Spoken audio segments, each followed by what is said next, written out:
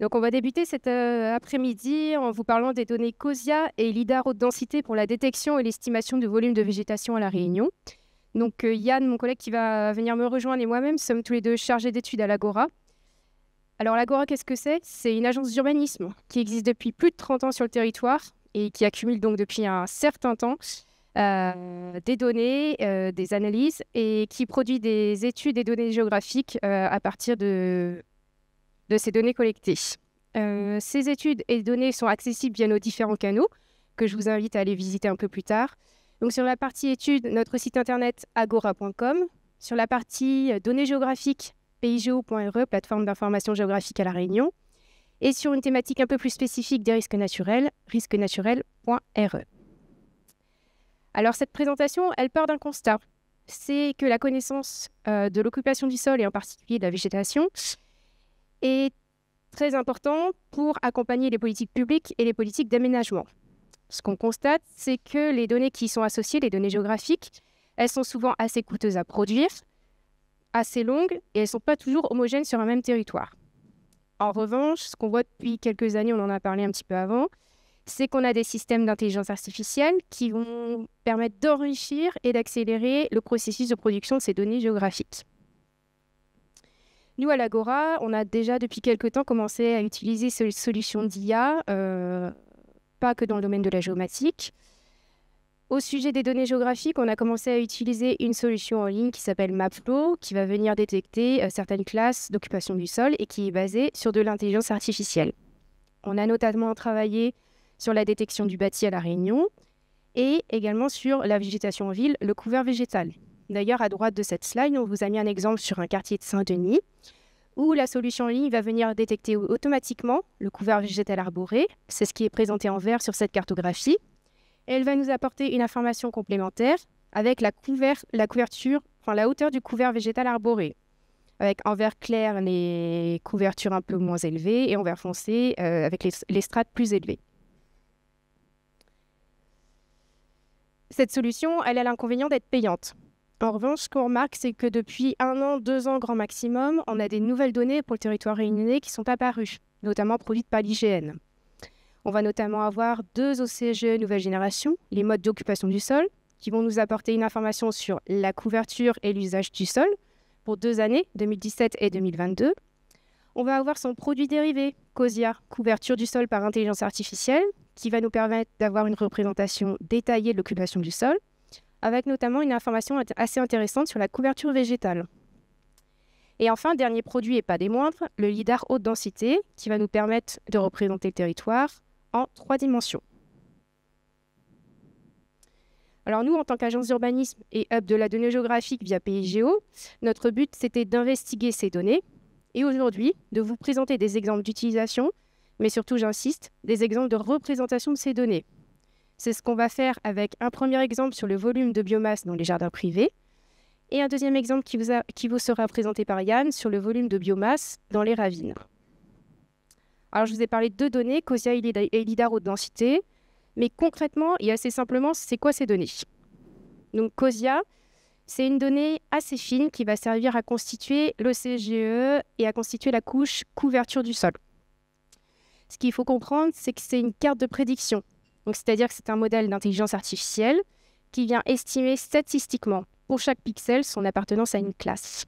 Donc, ces cartes, elles peuvent notamment être une aide pour la production d'indicateurs ou de cartographie un peu plus spécifiques, comme le couvert végétal. Je vous ai mis un exemple sur le centre-ville de Saint-Denis à gauche de la slide, avec les 16 classes qui sont présentées dans COSIA. Deuxième produit, LIDAR haute densité, qui propose, comme je l'ai dit, une description très fine d'un territoire en 3 dimensions.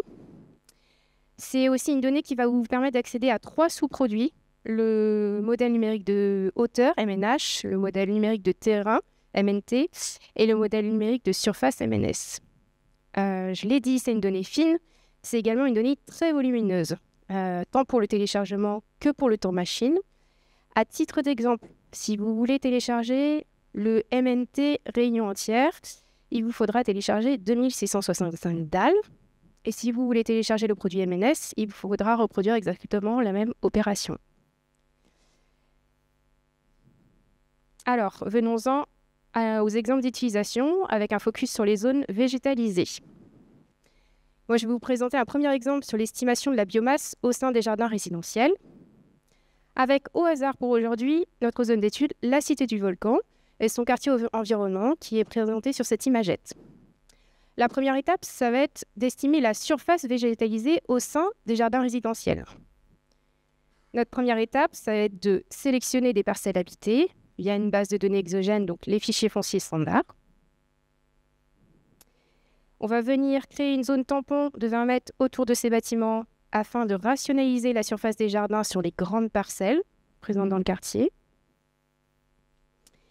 Et on va venir découper la donnée COSIA avec uniquement les classes de végétation sélectionnées, avec l'emprise de la zone tampon qu'on a précédemment créée. Donc là, on a nos surfaces de végétalisées sur les jardins résidentiels.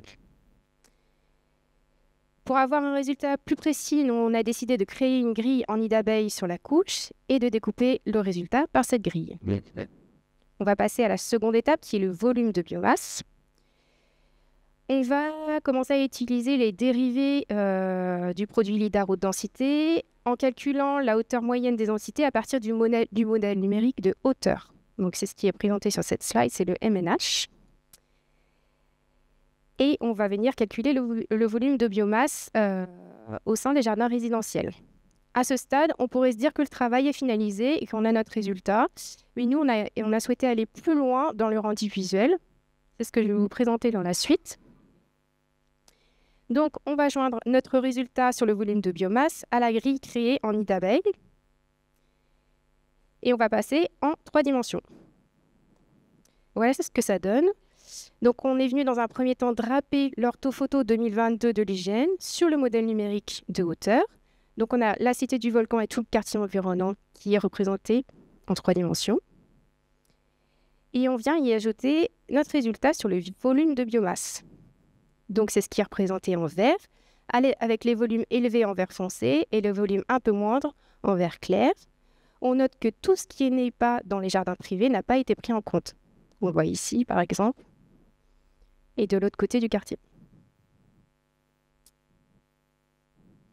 Si je fais un petit zoom sur la Cité du Volcan, je m'aperçois qu'en 2022, j'avais un volume assez conséquent de biomasse dans un jardin privé qui était présent. Si je fais un deuxième petit zoom sur le quartier en face,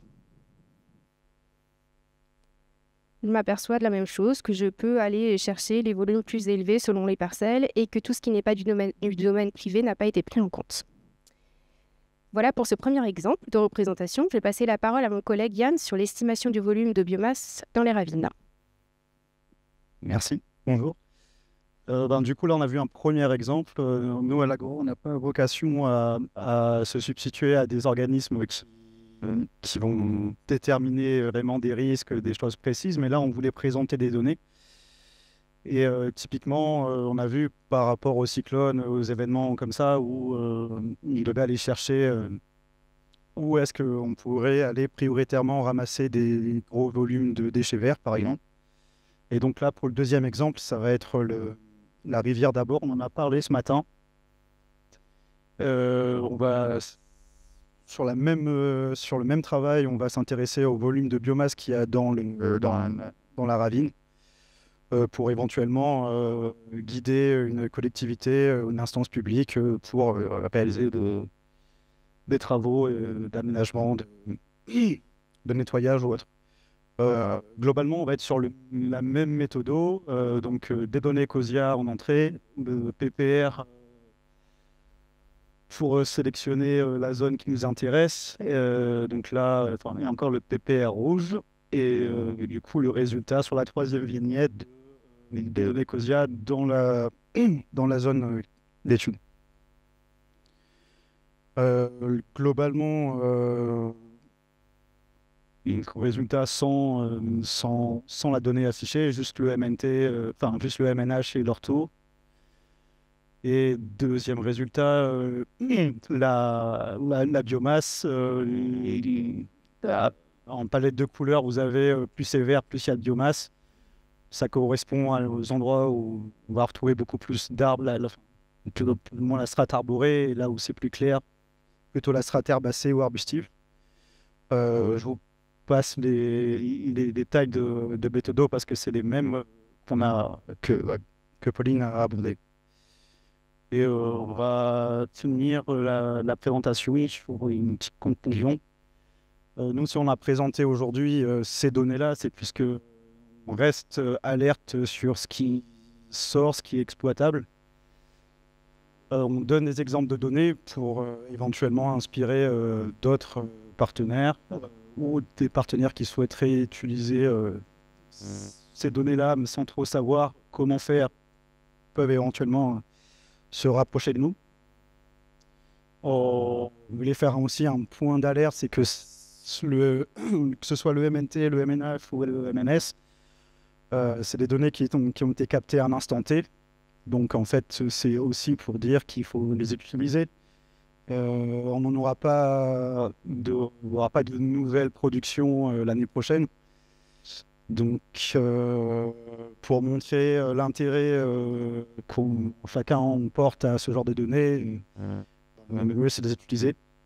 Maintenant, on pourra toujours draper, croiser d'autres données comme on a vu ce matin avec Théa sur des occupations du sol produites chaque année sur d'autres modèles et donc retrouver des pousses de végétation. Mais si un cyclone est passé par là et qu'il a arraché une forêt, bah forcément, on ne pourra pas utiliser ces données-là pour déterminer quoi que ce soit.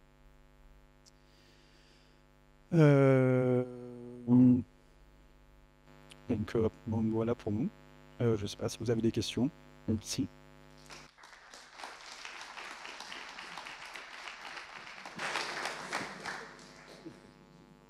Oui.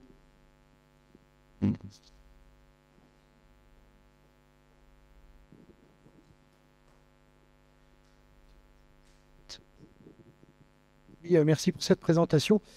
Donc, si j'ai bien compris, vous utilisez la donnée LIDAR pour évaluer le volume en hauteur de la végétation, mais je pensais que la restitution de la donnée LIDAR, c'était au contraire de s'affranchir de la végétation pour avoir le sol. Donc, le LIDAR HD fournit vraiment le relief, y compris des constructions et de la végétation. Oui, tout à fait. En fait, comme disait Pauline, il y a 3 produits. Le MNT où c'est vraiment, on est au niveau du sol. Le MNH le MNS au niveau de la surface. Et en gros, le MNH, c'est la soustraction, ce qui donne la hauteur des arbres, des maisons, etc. Le gros point, ce qui peut intéresser un peu d'autres personnes, c'est qu'il y a aussi un nuage de points en 3 dimensions qui est disponible. Je crois que l'IGN a un peu de mal à trouver une solution pour mettre à disposition cette donnée-là, parce qu'elle est encore plus lourde que ces 3 produits-là, parce que là, on est sur 3 produits qui doivent faire AU3 120 gigas, quelque chose comme ça. Le nuage de points, il est beaucoup plus conséquent, mais par contre, il est déjà classifié. Donc, on peut extraire à partir de là que ce qui nous intéresse, c'est-à-dire les bâtiments ou les arbres ou le sol, de manière indépendante. Et là-dessus, ça peut intéresser d'autres personnes qui ont besoin d'un gros volume de données. Enfin, à La Réunion, il y a plein de prestataires qui vont faire du drone, mais des fois, dans l'immédiateté, il peut avoir la nécessité d'avoir accès tout de suite à ce genre de données. Donc là, c'est du MNT raster alors qui font Oui. l'image en fait. D'accord. Ok, merci. Rapidement, encore 2 questions du coup. Et la fait.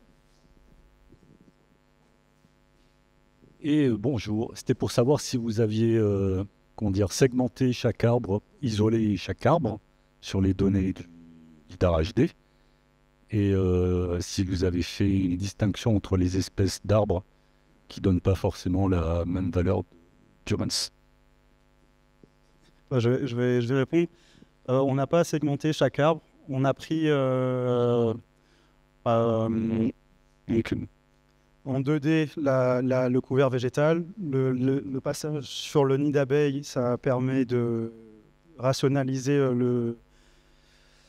le traitement de statistiques de zone pour récupérer la hauteur moyenne. Et en fait, là, l'intérêt, c'était de voir, par exemple, on pourrait s'imaginer qu'une collectivité voudrait savoir où aller chercher en priorité ou de manière plus fréquente des déchets verts.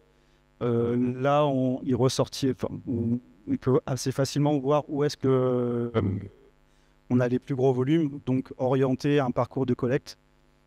Après, si on veut faire plus précisément, là, à ce moment-là, il va peut-être falloir passer par des prestataires qui vont, eux, pouvoir avoir un relevé encore plus précis, ou manuellement par photo-interprétation. Mais nous, on a fait des tests et on trouve que c'est assez satisfaisant, la hauteur calculée et la hauteur constatée. Merci pour la présentation. Au niveau du MNH, vous estimez quelle précision? Je sais que nous, à La Réunion, sur les forêts exotiques, on a, même avec du lidar, du mal à avoir le sol. Du coup, sur ces zones-là, est-ce que le MNH reste quand même suffisamment fiable?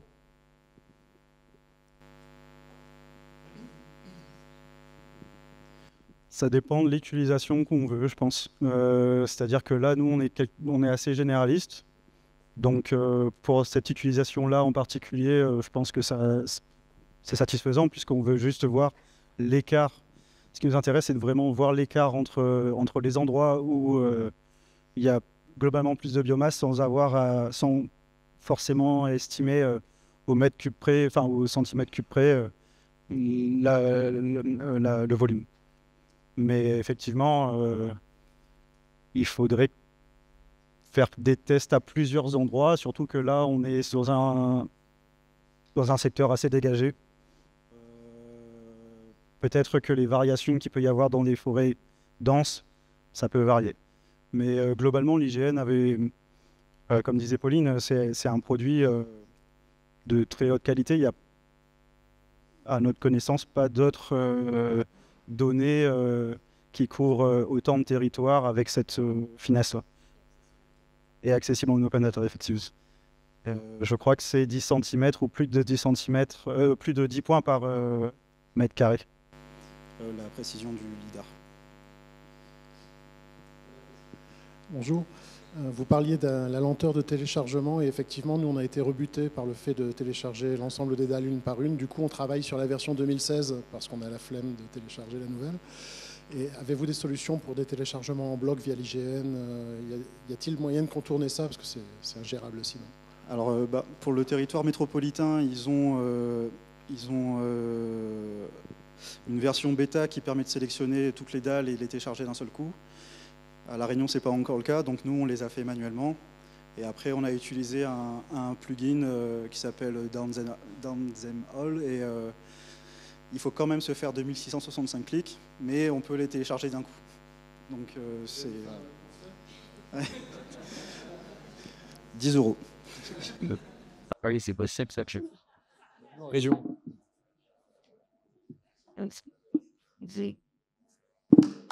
Merci.